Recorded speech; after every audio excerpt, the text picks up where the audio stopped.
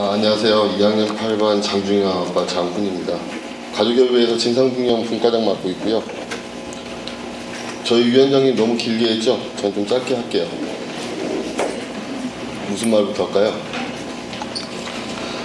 작년 4월 16일 이후 사람들은 세월호 참사 전과 참사 후가 바뀌어야 된다고 다들 말씀들 하세요. 근데 바뀌어야 된다. 어떻게 바뀌어야 되냐? 무엇이 잘못되고 누가 잘못했고 다 밝혀져야, 진상규명이 다 돼야 그때서부터 변한다고 생각합니다. 저희가 특별법을 만들기 위해서 시민들하고 참 모질게 싸웠죠, 정부와. 근데 반쪽짜리 특별법을 받아들이게 됐어요. 그런데 이 특별법으로 만든 특조위도 지금 휘청휘청합니다.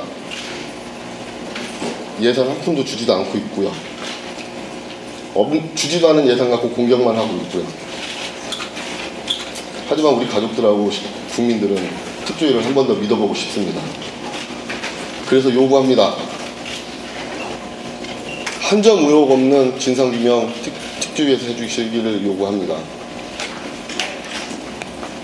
왜 그 안개 낀 날 세월호만 인천항에서 추락했는지, 침몰의 직접적인 원인이 뭔지, 그 상황이 어찌했는지, 해경이 왜 구조를 안 했는지 아니면 못 했는지,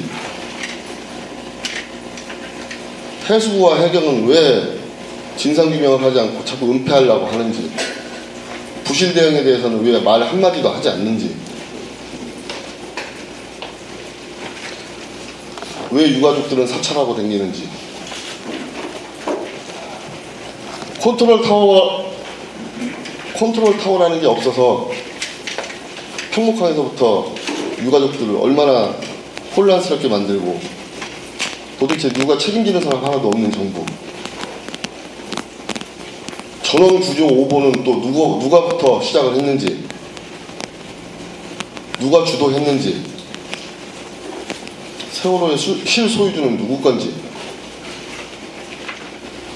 이런 거 대충 몇 개만 뽑아봤습니다. 하나하나가 다 큰 거죠. 특조위를 우리 유가족이나 국민들이 믿게 좀 해주십시오. 특조위 분들에게 정식적으로 고개 숙여서 부탁드립니다. 한 점 의혹 없는 진상규명 힘써주시고 열심히 파헤쳐 주십시오. 저희가 원하는 건 돈도 아니고 명예도 아닙니다. 진실입니다. 진실. 무엇이 진실이고 무엇이 거짓인지, 우리 유가족들이 왜 이렇게 힘들게 싸워야 되는지 아무도 답해주지 않고 있습니다. 왜 세월호 유가족들은 청와대를 갈 수가 없는 거죠? 왜 세월호 유가족들은 해수부를 출입할 수 없는 거죠? 왜 세월호 유가족들은 노란 옷만 입으면 다 경찰들이 인도를 다 막아쓰고 차도까지 다 막아쓰는 거죠? 저희는 화장실도 못 갑니까?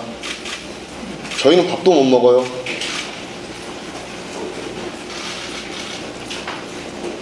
세월호 유가족으로 살고 싶지 않습니다. 일반 국민으로 살고 싶습니다.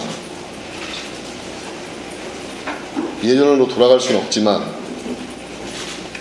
내 아들 준영이가 없는 세상에 살고 있지만 인간답게는 살게 해주십시오. 진실을 알아야 인간답게 살 수 있습니다. 감사합니다.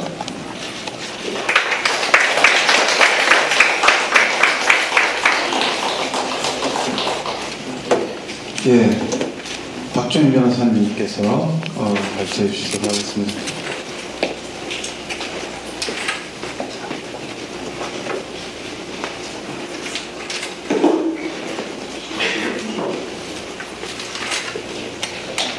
예, 방금 사회자분께서 말씀하신 것처럼 진상규명 과제만 11개 분야 33개 과제입니다. 근데 그 중에서 이 과제를 여러 가지 방식으로 구성할 수 있지만 오늘은 이 과제 중에 과연 구조 실패 책임을 어디까지 물어야 되는가, 그리고 실제로 그런 과정이 잘 이루어지고 있는가를 중심으로 간단하게 좀 살펴보도록 하겠습니다. 프레젠테이션이다 보니까 굉장히 생략적일 수 있는데요. 자세한 내용은 저희들이 나눠드린 이 자료에 잘 설명이 되어 있습니다. 그래서 보시면 될 것 같습니다.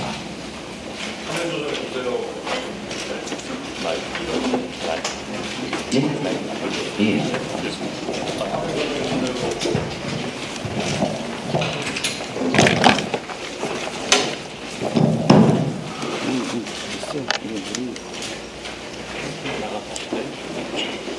이게 왜 이렇게 돼 있지? 에러가 생겼는데 처음부터 여기 쭉 올라가 있네. 전체 화면.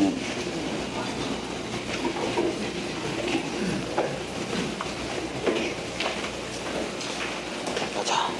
이거에서 안 했어? 아니 이거 설명이요. 너무 에러가 생긴 것 같아요.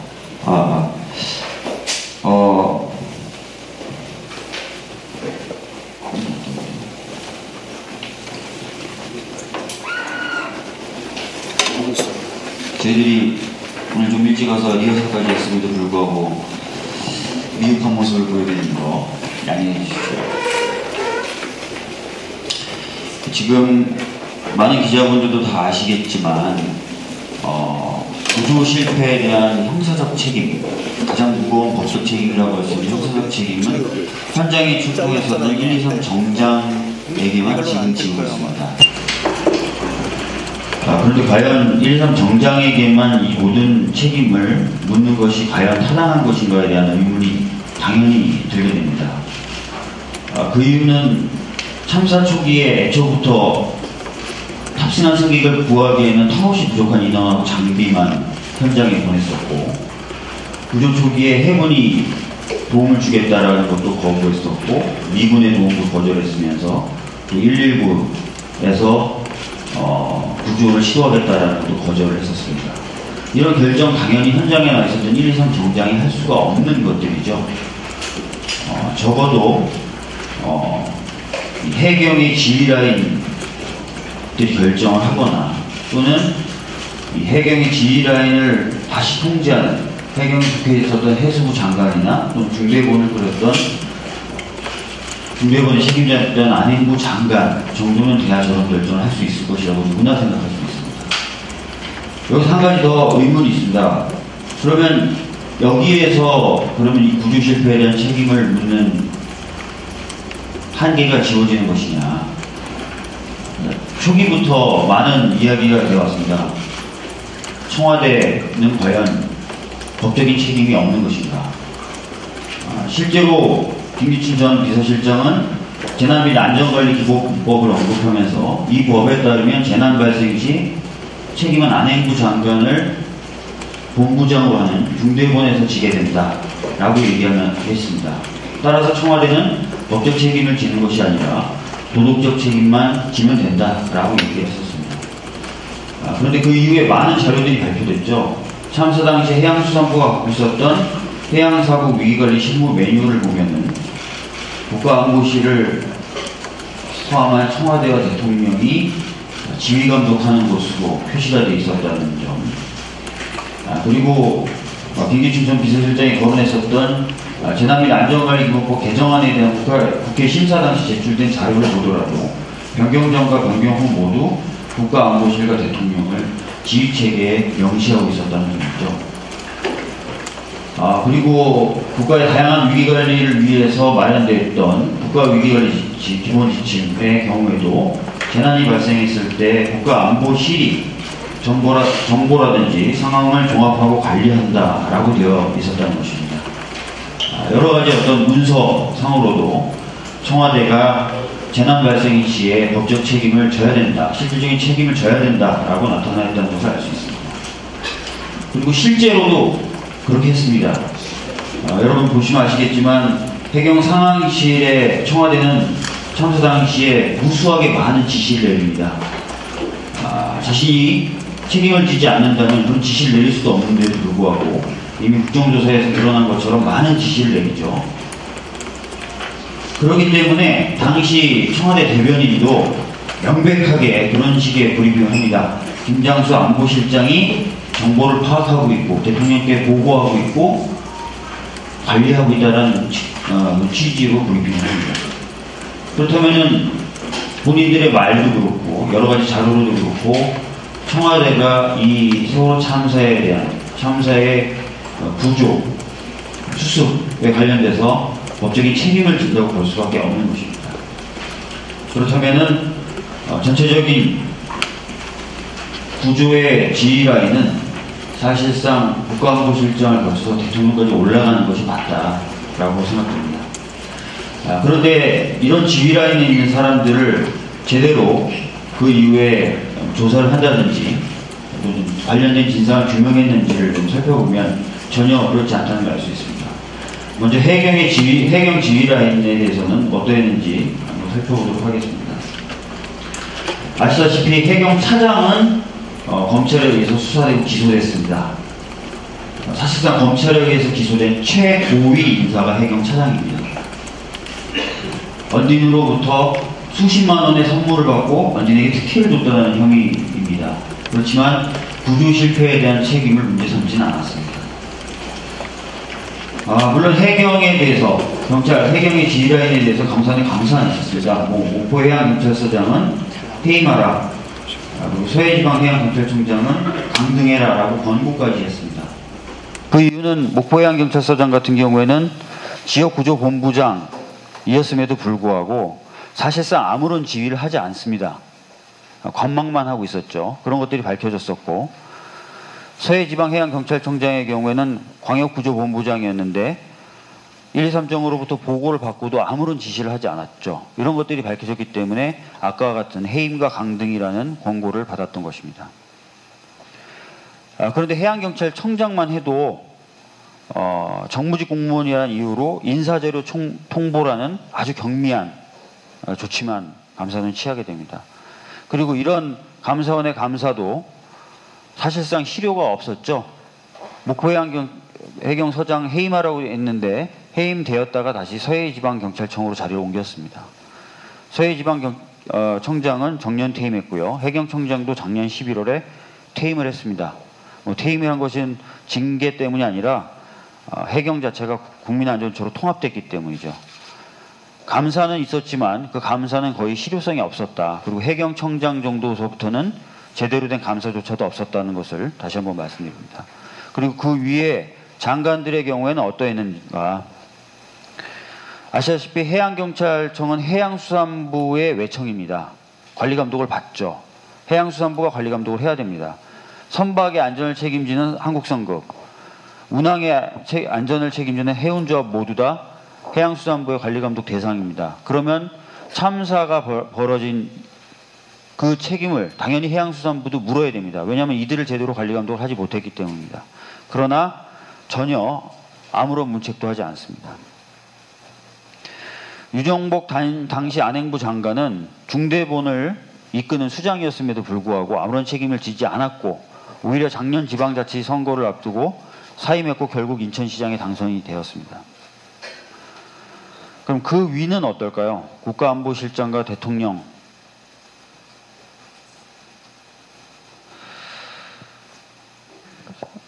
3사 당시에 박근혜 대통령님은 오전에 2차례 지시를 했다고 알려져 있습니다. 10시 15분에 국가안보실장을 통해서 메시지를 해경청장에게 전달을 하도록 시켰다고 합니다. 그런데 안타깝게도 10시 15분에 그 지시를 받은 안보실장이 해경청장과 통화를 했을 때 해경청장은 헬기를 타고 이동 중이어서 통화를 하지 못했다고 합니다. 그래서 해경청장에게 전달해야 될 메시지를 해경상황실에 전달했다고 합니다. 그리고 나서 10시 30분에 다시 뭔가 못 믿어오셨는지 직접 해경청장과 대통령님은 통화를 하십니다. 그런데 10시 15분에 안보실장을 통해서 지시를 했다는 것이 과연 이루어졌는지가 작년부터 논란이 되고 있습니다. 왜냐하면 10시 15분에 안보실장에게 메시지를 전달했고 10시 30분에 대통령님이 직접 통화를 했으니 10시 15분부터 10시 30분 사이에 안보실장이 해경청장과 통화를 했었어야 됐고, 그 당시에 통화 실패 이유가 해경청장이 헬기를 타고 있었다는 것인데, 해경청장이 직접 밝힌 자신의 동선에서는 그 시간대에 자기는 헬기를 타고 있지 않고 상황실에서 회의를 주재하고 있었다고 했습니다. 그렇다면은 안보실장의 말이 틀렸거나 거짓이거나 아니면 해경청장이 자기가 해명했던 동선이 거짓이거나 둘 중에 하나일 것이라는 생각을 하게 됩니다. 10시 30분 직접 지시했다는 부분의 경우에 동시간대에 민경욱 대변인이 동일한 내용으로 기자들한테 브리핑을 하고 있습니다. 그래서 통화와 그 통화 내용을 대상으로 한 브리핑이 동시간대에 이루어지는 것이 과연 가능하냐라는 논란이 작년부터 있어 왔던 것입니다. 그래서 지시가 실제로 있었느냐, 오전에 그것부터도 논란이 되고 있는 상황입니다. 그 다음에 아시다시피 6시간 45분 동안 대통령님은 대면 보고도 받지 않으시고 회의를 주재하지도 않으신 후에 7시 10분이 돼서 중대본을 방문하십니다. 설사 청와대가 지시를 했다 하더라도 그 지시가 적절한 지시였는지에 대해서도 여러 의문들이 들고 있습니다. 최근에 나온 123 정장에 대한 고등법원 판결문입니다. 이 판결문에서는 1심과 달리 123 정장에 대해서 가벼운 형을 선고합니다. 선고를 하면서 그 이후로 해경 지휘본부, 지휘 라인이 책임을 져야 될 부분이 큰데 어떻게 123 정장에게만 책임을 무겁게 지우느냐고 얘기했습니다. 그러면서 지휘 라인의 책임을 물어야 되는 이유로 이렇게 설명하고 있습니다.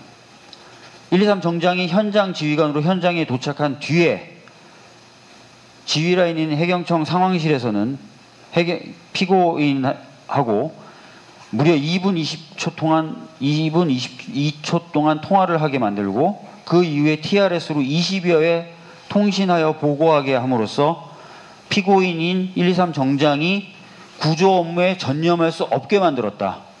그러니 구조 실패에 대한 책임은 이렇게 구조를 실질적으로 방해한 지휘 라인도 책임을 져야 된다라고 판결문에 적시가 되어 있습니다.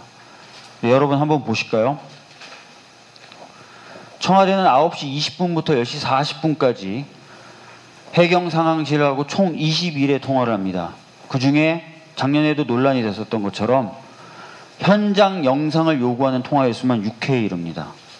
그리고 이 대화록을 보시면 아시겠지만 BH 즉 청와대가 영상을 계속 요구하면서 영상을 송출할 수 있는 장비가 현장에 도착하면 다른 거 하지 말고 영상부터 띄우라고 지시합니다. 아까 123 정장에게 내렸던 판결문에서 해경 지휘라인이 책임 있다라고 얘기했던 이유가 계속해서 보고하게 만들고 하면서 구조 업무에 전념하지 못하게 한 것이라고 얘기했습니다. 그러면 수차례 현장에서 영상을 보내라고 요구하고 다른 거 다 하지 말고 영상부터 보내라고 얘기했던 청와대의 지시는 아까 123 정장 판결에서의 해경 지휘라인과 뭐가 다른가 생각하게 됩니다. 그래서 적절한 지시가 이루어진 것이 아니라 오히려 구조작업을 방해하는 그런 지시들을 한 것이 아닌가라고 생각됩니다. 이렇게 많은 의혹이 있고 많은 문제점이 겉으로도 보이는데 검찰은 청와대 쪽을 전혀 수사하지 않았고 감사안의 경우 감사를 했지만 자료조차 못 받고 A4 용지 2장 분량의 확인서만 받고 그 내용을 감사보고서에 아예 기재조차 하지도 않았습니다. 굉장히 부실하게 감사가 이루어진 것이고요. 그래서인지 그 당시에 책임자라고 할 수 있는 김장수 당시 국가안보실장은 현재 주중대사로 부임해서 활약을 하고 있습니다. 결과적으로 그 당시 구조에 대해서 책임을 지고 있었다고 보여지는 이 사람들 중에 검찰의 수사와 기소를 받고 있는 사람은 2사람, 그 중에 구조 실패에 대한 직접적 책임을 지고 수사와 기소를 받고 있는 사람은 유일하게 123 정장이었고 감사원의 감사도 있었지만 굉장히 가벼운 감사가 이루어졌었고 별로 실효성도 없었으며 사실상 청장 이상의 고위직 인사들에 대해서는 감사든 수사든 완전히 공백 상태라는 것입니다. 따라서 이런 부분 역시 철저히 진상규명이 돼야 된다는 것이고, 이 이외에 아까 장원 분과장님께서 말씀하셨던 수많은 진상규명을 기다리는 과제들이 존재한다는 거, 그래서 정부는 더 이상 미루지 말고 진상규명에 협조를 해줬으면 좋겠고, 특조위가 제대로 된 역할을 할 수 있도록 도와줘야 된다는 말씀을 마지막 말씀으로 드리면서 제 말씀 마치도록 하겠습니다. 감사합니다.